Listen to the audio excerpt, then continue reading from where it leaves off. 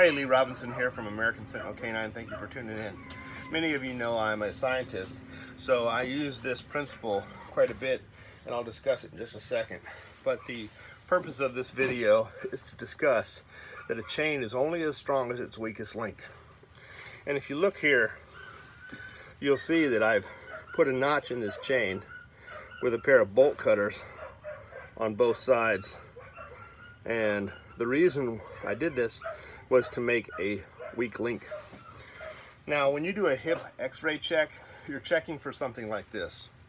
This does not validate that the chain is strong. It validates that a chain is weak. So, but if we see no weak link, that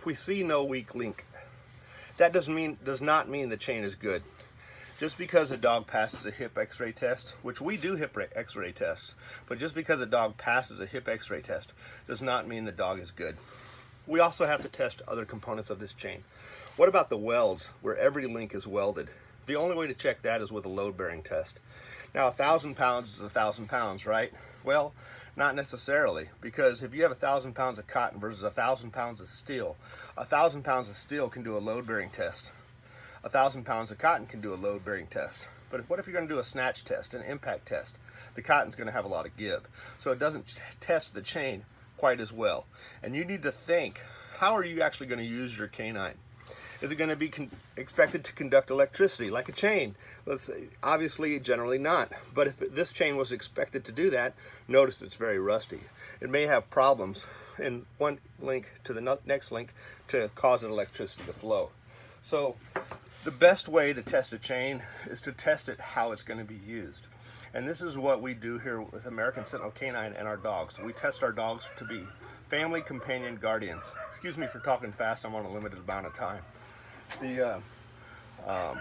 So, you know, as a family companion guardian and also as a hog hunting dog. Now, both of these jobs require that a dog has a strong grip. And earlier this morning, and last night, an individual that I saw was saying that the underbite is a superior grip. I don't know how people come up with this stuff. It's just absolute nonsense that's left over from the show breeding world. The show breeding world has ignored the events of natural selection. Nature has time and time again produced scissor bites with every predator. The evidence after evidence. You know, a gaboon viper can blend in with the leaves, and the stick bug can blend in with the sticks. So if you want to use form testing or form selection, selecting for structure, you might think that that's going to be effective. But the stick bug's form was not produced by trying to look like a stick. It was produced by trying to avoid a predator. So the only way to really produce the proper form is to let form follow function. You have to use performance testing. So if you're going to make a claim, make sure that the evidence supports your claim. Because in nature, evidence supports a different claim. Now, you can reason all you want, but this is why you have to look at multiple forms of evidence.